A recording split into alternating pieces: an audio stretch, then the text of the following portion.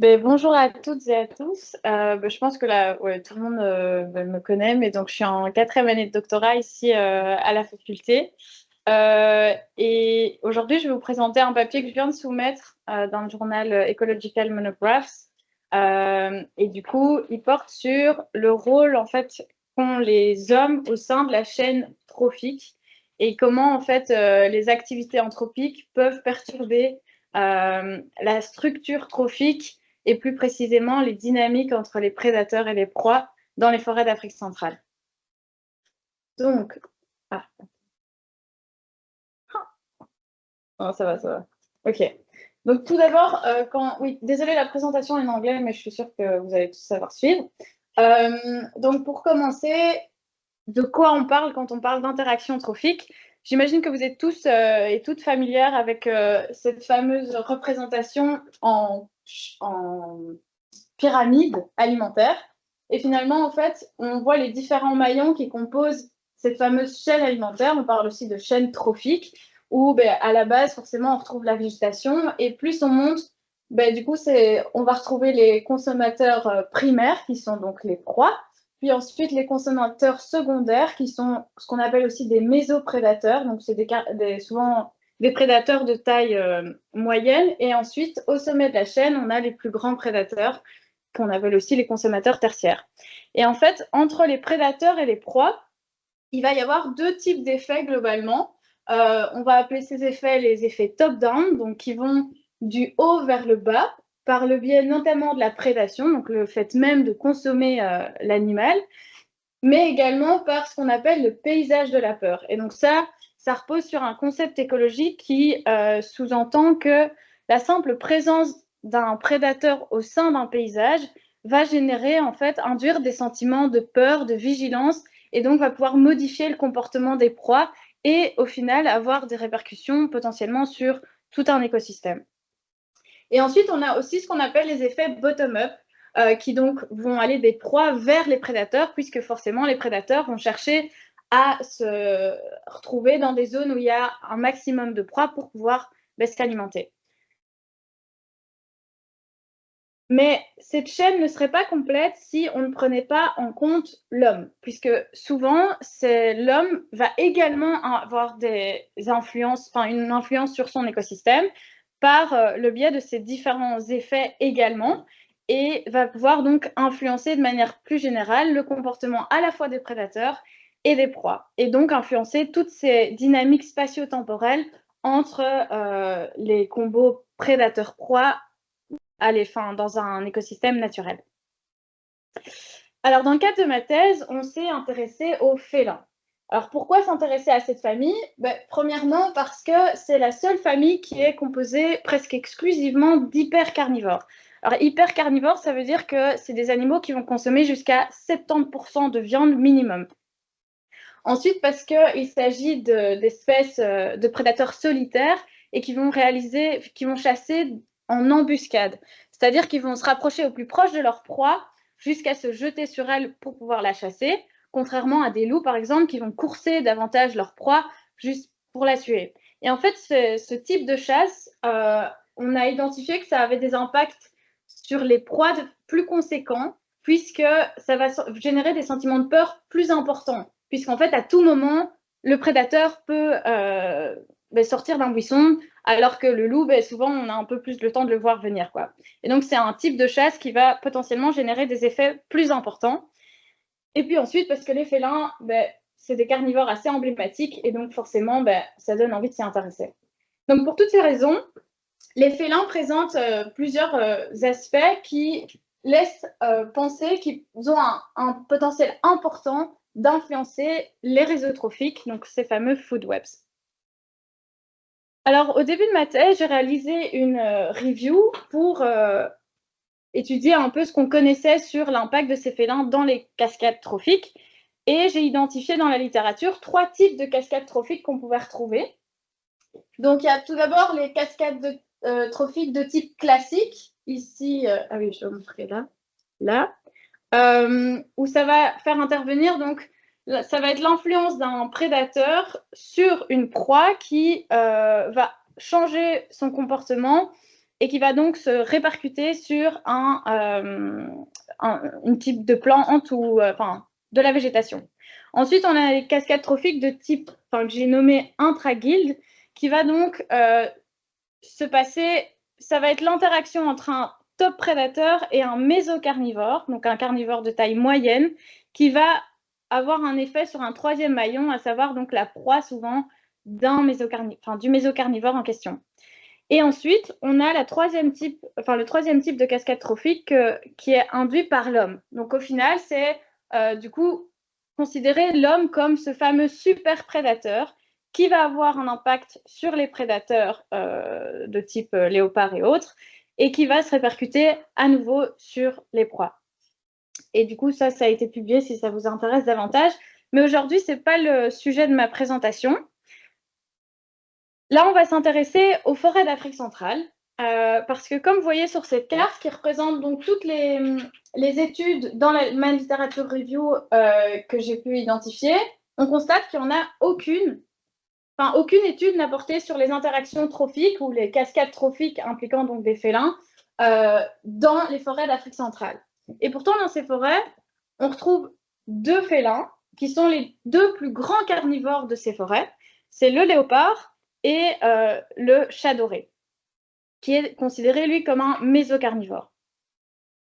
Et il faut savoir que ces deux espèces sont de plus en plus menacées. Elles ont le statut IUCN vulnérable, puisque avec les pressions anthropiques croissantes dans ces régions-là, liées à la déforestation, à la dégradation des forêts, mais principalement au braconnage des proies et typiquement les pièges à collets qui sont finalement des méthodes de chasse non sélectives, forcément ces deux espèces sont de plus en plus menacées dans ces régions.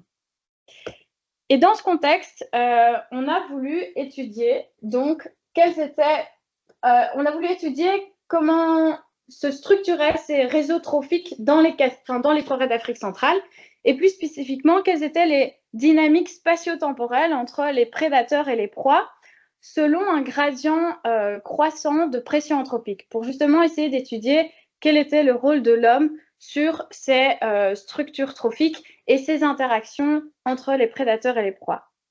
Donc plus concrètement, on va chercher à comprendre d'un point de vue assez basique, est-ce qu'on a affaire aux mêmes communautés animales?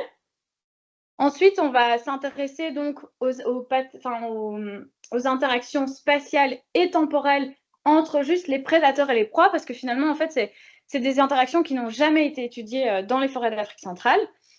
Et enfin, on va essayer de comprendre quel est le rôle de l'homme au sein de toutes ces différentes structures trophiques et de ces dynamiques spatio-temporelles. Alors, dans le cadre de ma thèse, j'ai travaillé dans 3 zones d'études différentes. La première, c'est le parc de Nwabale-Ndoki, ici, dans le Nord Congo. Ensuite, j'ai travaillé dans la concession forestière certifiée FSC Olamagri, juste au sud du parc. Et la troisième zone d'étude, qui était donc celle caractérisée par un contexte de pression anthropique plus importante, c'était la concession forestière certifiée Palisco CIFM, qui se situe en fait dans une région où la densité de population humaine est plus élevée que dans les 2 zones d'études. Donc ici, on a la densité de population pour Olamagri. Et dans le parc national de Nwabale-Ndoki, en fait, il n'y a aucune population humaine qui existe au sein même du parc. Il n'y a vraiment que des villages à plus de 10 km autour du parc. Ça, c'est les premiers villages recensés. Et alors, au niveau des superficies des zones d'intérêt, on constate également que à Palisco, c'est des concessions de taille plus petite qu'ici. À Olamagri, on est quand même sur plus de 7000 km² comparé à 1180 km² à Palisco. Et alors, j'ai repris également, pour nous donner une idée en fait du contexte dans lequel s'inscrivent ces différents sites, l'indice de défaunation qui a été construit par Benitez Lopez en 2019. Et on voit effectivement que donc à Palisco, il y a des pressions de chasse plus importantes que dans mes 2 autres sites. Par contre, en termes d'intégrité forestière, en reprenant l'indice de Grantham, on constate que globalement, la situation est la même entre mes 3 zones d'études. Donc en fait, on a vraiment ici affaire à une sorte de gradient de pression anthropique basé sur la densité de population humaine et voilà, le degré de pression lié au braconnage.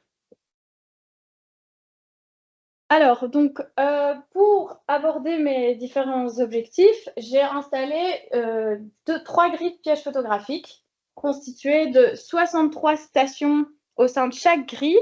Et à chaque station, je plaçais 2 caméras de part et d'autre d'une piste animale. Donc, en fait, au total, j'avais 126 pièges photographiques par station, ce qui fait un total de 378 pièges photographiques installés sur le terrain. Donc, c'était quand même conséquent. Et alors, vous voyez ici les modalités d'échantillonnage. C'est un peu particulier parce que vous voyez qu'il y a une petite grille qui s'imbrique dans une plus grande grille. Et ça, en fait, ça se justifie parce que je suivais 2 prédateurs, enfin, mes 2 espèces d'intérêt, c'était le léopard et le chat doré. Et c'est des espèces qui n'ont pas les mêmes domaines vitaux. Donc, en fait, on a ajusté un espacement entre caméras pour pouvoir répondre aux besoins, aux caractéristiques des 2 espèces ciblées. Donc, on a pris 2 km d'espacement entre 2 caméras pour cibler le léopard et 1 km, donc une maille plus fine pour inventorier le chat doré. Et donc, on a laissé ce dispositif dans chacune de nos zones d'études pendant 4 mois au cours de la même période. Et ça nous a permis de collecter un total de 384 000 photos, plus ou moins. Et alors, j'attire votre attention sur... donc voilà, ici, vous avez donc bien le parc de Nova-Lendoki avec la grille qui a été placée au sud-ouest du parc. Ici, c'est dans la concession forestière de la Magri. Et ici, donc, à Palisco. Et j'attire juste votre attention sur où se situe la réserve du Dja, parce que je vais y revenir dans ma discussion par la suite. Donc, c'est plus ou moins à 80 km du site Palisco.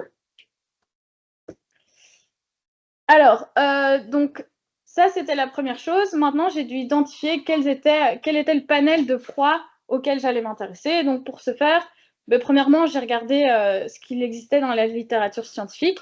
Il n'existe pas grand-chose. Il y a quelques études de régime alimentaire qui ont été réalisées sur le léopard et le chat doré, mais relativement peu. Et j'ai complété ça avec, par le biais d'analyses génétiques en collectant certaines crottes sur le terrain. Et enfin, il y a également certaines photos que j'ai eu le plaisir de découvrir qui m'ont effectivement confirmé l'identification de certaines proies, puisque ici, par exemple, vous voyez un chat doré avec un rongeur en bouche, sans doute un écureuil, et ici, vous avez le léopard qui trimballe une partie de potamochère. Alors, en termes d'analyse, en gros, il y a eu 3 volets d'analyse principalement. Le premier volet consistait à étudier donc la diversité et la structure de la communauté animale au sein de chacun des sites. Premièrement, en étudiant la richesse spécifique. Ensuite, on a également utilisé les indices non paramétriques de type indice de Shannon qui étudie de façon très globale la diversité d'une communauté. Et ensuite, on a utilisé les indices d'abondance relative. Pour le second volet, qui visait donc à étudier les interactions spatiales entre les humains, les prédateurs et les proies, on a utilisé ce qu'on appelle des SEMS, donc Structural Equation Models. Et en fait, ça, c'est des modèles statistiques qui vont permettre d'étudier à la fois des liens potentiellement directs entre 2 variables, mais également indirects, en combinant en fait différentes équations linéaires ou autres. Et donc, c'est un modèle un peu plus complexe qui va essayer de traduire une complexité justement d'un écosystème. Donc, dans ce genre d'études, c'est vraiment ce qui est de plus en plus utilisé, puisque ça va essayer de tenir en compte cette fameuse complexité entre toutes les variables étudiées. Donc, comme variable principale, on utilisait le species style cues. Donc, en fait, c'est le nombre de détections standardisées par l'effort d'échantillonnage.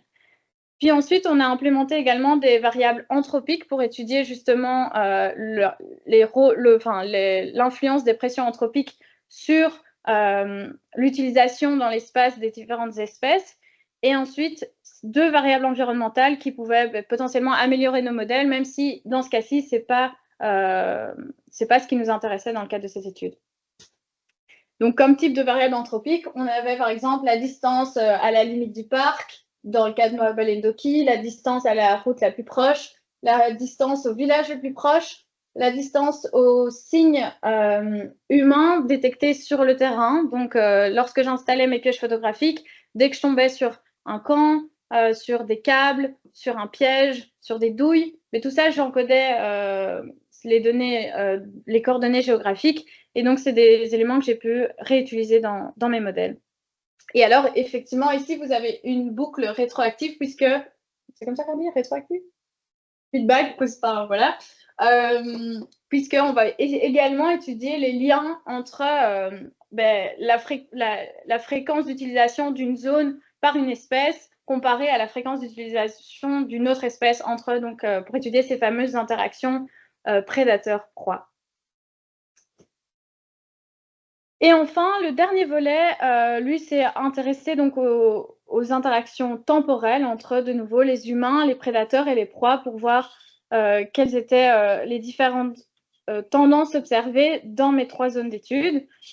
Et donc, ces 2 derniers volets permettaient d'effectivement étudier ces fameuses dynamiques spatio-temporelles entre les humains, les prédateurs et les proies. Alors, donc, au cours de mes résultats, on va fonctionner par volet. Donc, ici, c'est les résultats associés au premier volet. Vous constatez ici le graphique qui représente donc la richesse spécifique obtenue pour chacun des sites. Donc, on constate que globalement, la richesse spécifique est relativement similaire pour mes 3 zones d'études, légèrement inférieure pour le site de Palisco dans le sud-est Cameroun. Et en termes d'indices sur base du calcul des indices non paramétriques, à nouveau, on ne constate pas de différence significative pour mes différents indices. Donc, par exemple, l'indice de diversité globale de Shannon qui prend en compte le nombre d'espèces et à la fois la répartition des individus entre mes espèces, globalement, il est le même pour mes 3 zones d'études. Pareil pour l'indice d'équitabilité. L'indice de Berger-Parker, c'est un indice de dominance, donc il va étudier à quel point l'espèce la plus dominante prend de la place quelque part au sein de la communauté pour chacun des sites. Et enfin, l'indice de similarité de Jacquard va comparer à chaque fois 2 communautés animales et va quantifier à quel point elles sont similaires ou non. On constate ici que les 2 sites au nord Congo sont plus similaires d'un point de vue composition animale, ce qui n'est pas étonnant, notamment par la proximité géographique. Et voilà. Donc ça, globalement, on n'observe pas de différence frappante. Maintenant, si on passe à l'étude des taux de détection, donc des indices d'abondance relative des différentes espèces étudiées, quand on regarde les résultats obtenus pour les prédateurs, donc le léopard et le chat doré, on constate au nord Congo, donc ici je vous ai repris les 3 sites de mon étude, le parc de Noa Balendoki, Olamagri, puis Palisco. Et ensuite, je vous ai également ajouté, pour alimenter la discussion, des résultats qui ont été obtenus en 2018 dans la réserve du Dja. Et en fait, il y a une grille de pièges photographiques qui avait été installée à la fois au cœur de la réserve et dans la partie périphérique intérieure du parc, qui subissait davantage de pression anthropique comparé au cœur de la réserve. Et globalement, on constate que les taux de détection sont importants dans le Nord Congo, que ce soit dans le parc national ou dans la concession forestière Olamagri. Par contre, aucun individu, ni de chat doré, ni de léopard, n'ont été observés à Palisco. Et de même qu'aucun individu en périphérie du Dja n'a pu être observé. Par contre, au cœur du parc, on retrouve à nouveau des individus de léopard et de chat doré. Si on regarde, bon, ce n'est pas vraiment le sujet de cette étude, mais pour votre information, notamment pour toi, Joshua, je me suis dit que ça pouvait t'intéresser. Pour les grands mammifères, à nouveau, on observe les mêmes tendances, bien que même au cœur du Dja, on observe quand même des abondances relatives vraiment réduites comparées à ce qu'on observe au Nord Congo pour l'éléphant, par exemple. mais pour le gorille, on n'en observe même pas, donc c'est quand même une situation relativement critique comparée à ce qui est constaté au Nord Congo. Et si maintenant on s'intéresse aux espèces proies, eh bien, on observe à nouveau la même tendance. Globalement, en tout cas pour ce qui est des mammifères de taille moyenne, donc si on prend tous les ongulés ici, on constate que au Nord Congo, à nouveau, la situation est plus ou moins similaire. Il y a des taux de détection plus élevés dans le parc de Noa-Balendoki, mais la concession forestière CIB maintient quand même des niveaux relativement sains, manifestement, des populations relativement saines pour ces différentes espèces. Par contre, on observe un crash important à nouveau pour la concession forestière de Palisco CIFM. Et c'est la même tendance qu'on observe dans la réserve du Dja en périphérie. Par contre, au cœur, à nouveau, on réobserve des taux de détection plus importants. Par contre, pour les rongeurs, c'est la tendance complètement opposée. Donc ça, c'est un schéma qui est connu, c'est pas surprenant, mais malgré tout, c'est quand même frappant à quel point, effectivement, on observe des différences selon le type d'espèce considérée. Donc ça, c'est des espèces plus petites, anthropophiles, qui vont en fait tirer profit de la réduction des prédateurs, enfin de la diminution des populations de prédateurs et de la diminution de compétition au niveau des ressources des autres espèces. Et donc, dans cette étude, par exemple, si on s'intéresse qu'à mes 3 sites, on observe en moyenne des taux de détection jusqu'à 9 fois inférieurs entre Noa-Balendoki et Palisco et jusqu'à 23 fois supérieurs pour le cas des rongeurs, ce qui est quand même non négligeable. Alors maintenant, et là, il va falloir rester un peu avec moi parce que c'est là où c'est un peu plus complexe, mais on va s'intéresser donc aux dynamiques spatiales entre toutes ces différentes variables qui ont été testées, donc les variables anthropiques, environnementales, et puis les différentes, l'utilisation de l'espace des différentes espèces. On va d'abord s'intéresser au cas de Noa-Balendoki, donc ici sur votre gauche. Premièrement, sans même s'intéresser aux variables exogènes, donc autres que celles collectées par les caméras trappe, on constate qu'il y a des relations positives et négatives observées entre les prédateurs et les proies. Par exemple, ici, on constate que le potamochère semble avoir une influence positive sur l'utilisation de l'espace par le léopard. C'est pas étonnant et c'est statistiquement intéressant d'observer cette relation puisque le potamochère a été identifié fréquemment comme étant la proie préférée du léopard.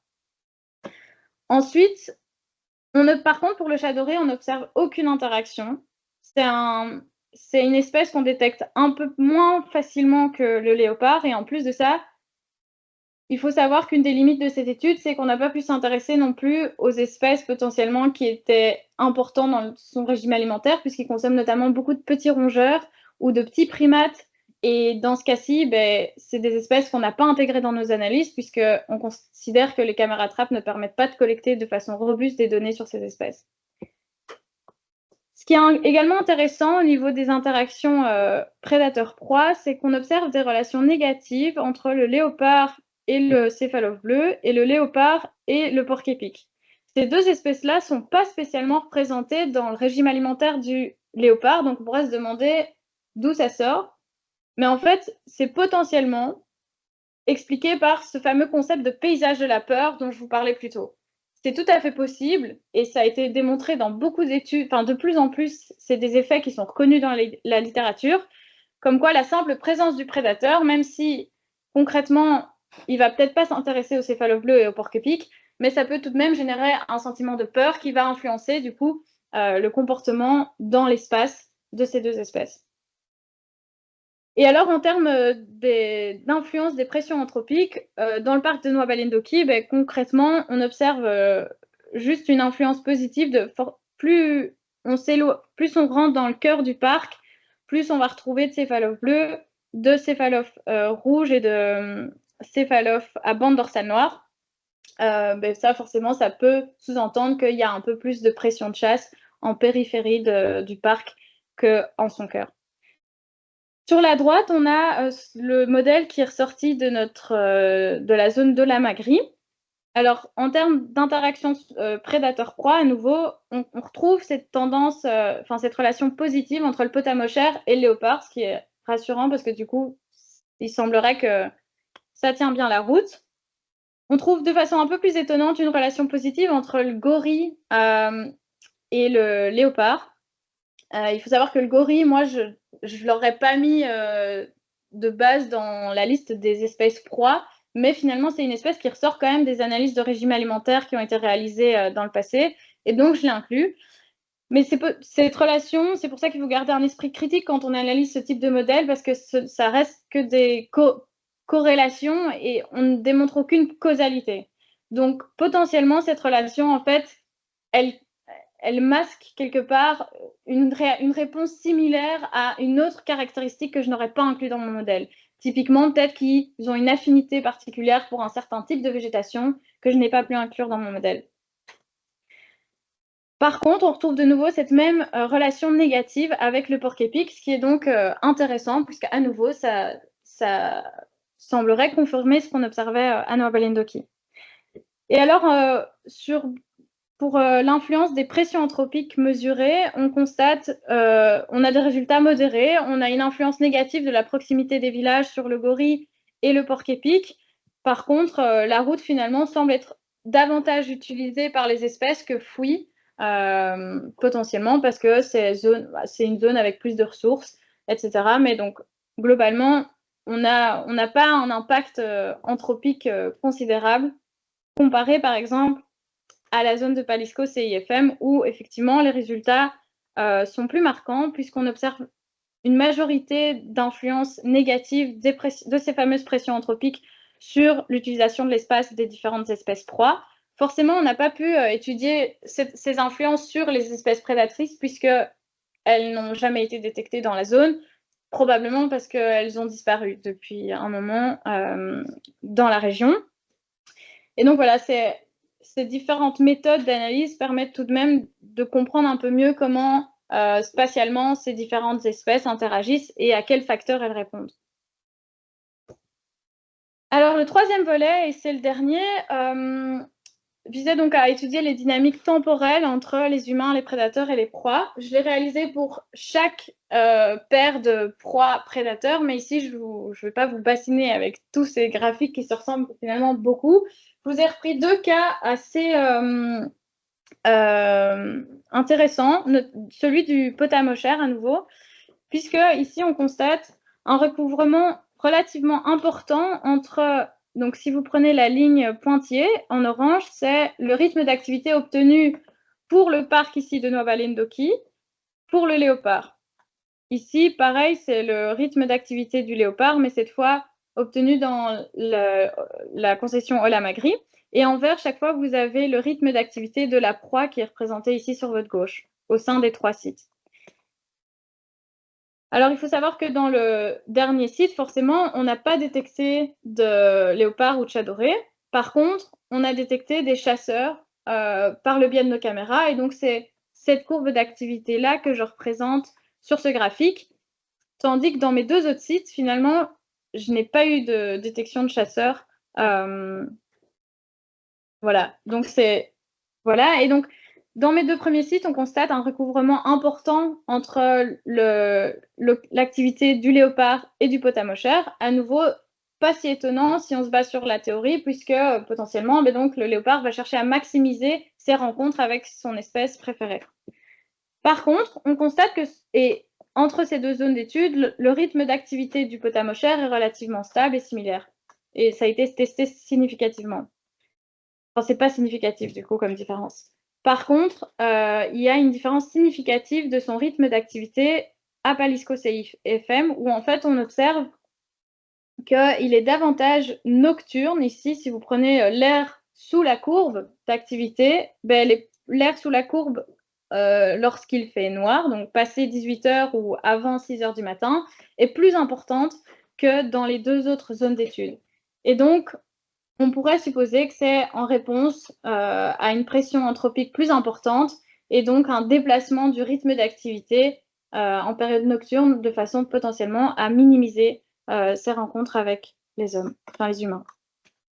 Donc ça, c'était un peu le cas typique de ce qu'on a obtenu pour les herbivores de taille moyenne. Maintenant, si on s'intéresse aux fameux rongeurs qui réagissent de façon complètement opposée, de manière générale, c'est des espèces qui sont nocturnes, donc on n'a pas un recouvrement spécialement important avec le chat doré qui est un de ses principaux prédateurs, puisque le chat doré, de toute façon, il a une activité catamérale, donc ça veut dire que globalement, il est aussi présent en journée que de nuit.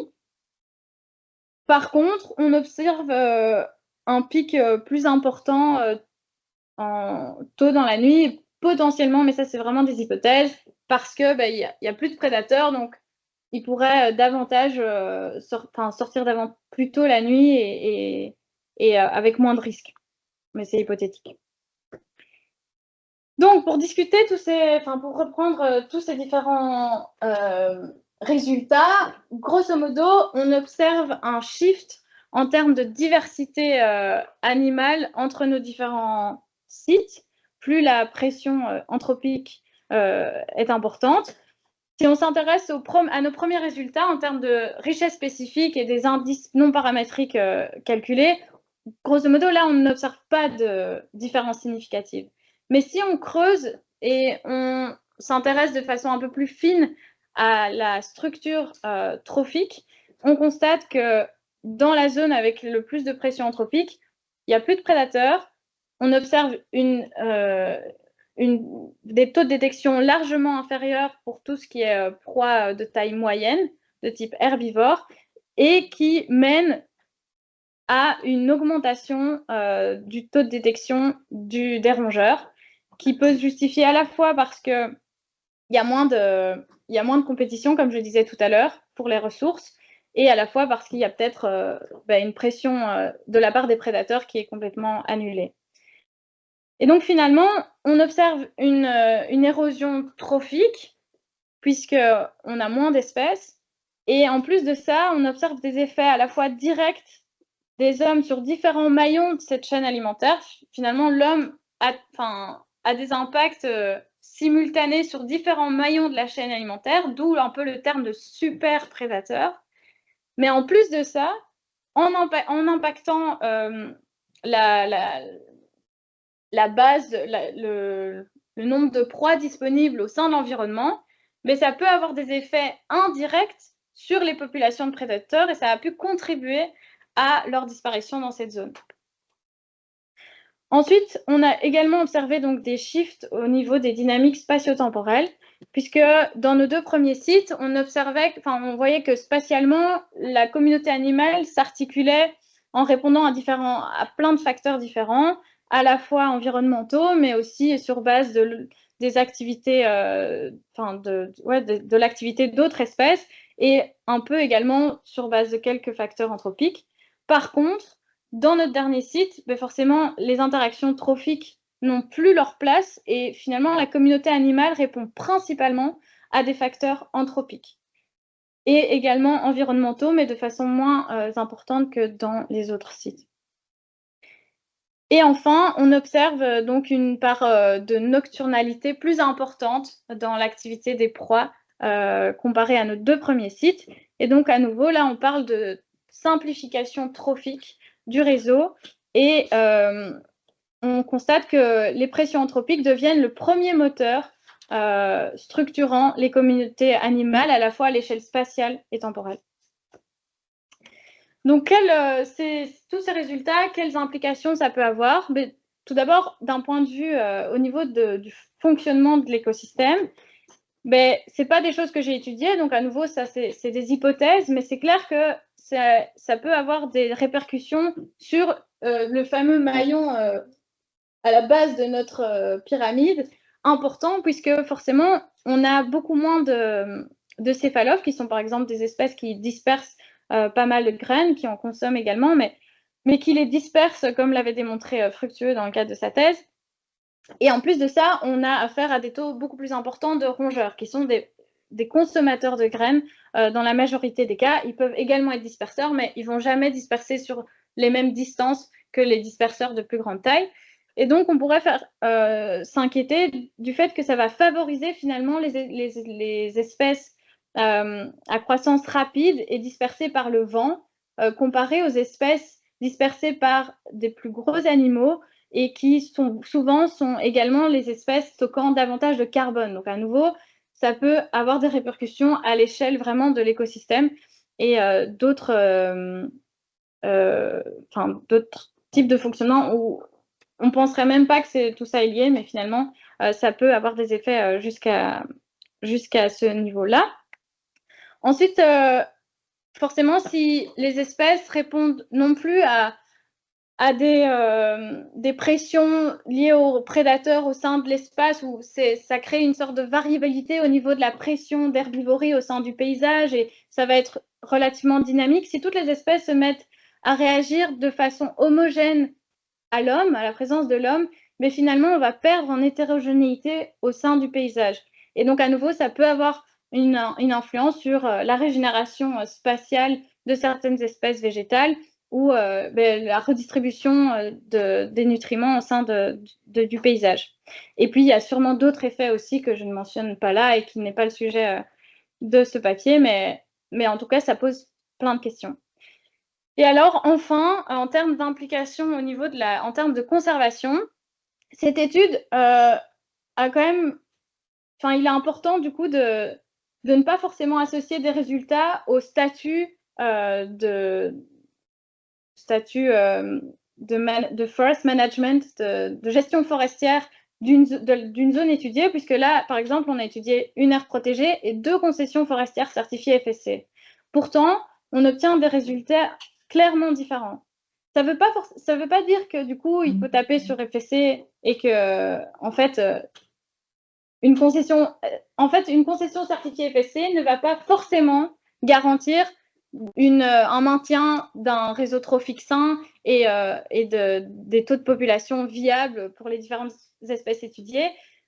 Justement, cette étude montre que finalement, ces résultats sont beaucoup plus corrélés au contexte régional d'une zone étudiée et non au statut de gestion forestière de la zone concernée.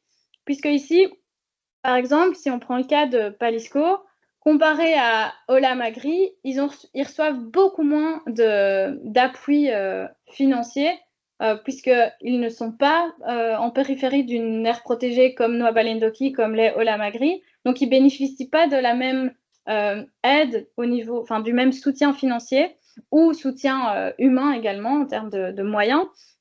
Et en plus de ça, il faut savoir que la situation au sud-est Cameroun, toutes les concessions sont beaucoup plus fragmentées. En fait, les concessionnaires reçoivent des concessions de taille beaucoup plus petite que les concessionnaires forestiers au Nord Congo. Et en fait, cette fragmentation que j'ai appelée administrative va moins permettre de générer ce qu'on appelle une coordination au niveau de management et donc va moins favoriser un maintien de population viable sur des superficies suffisamment grandes et contiguës.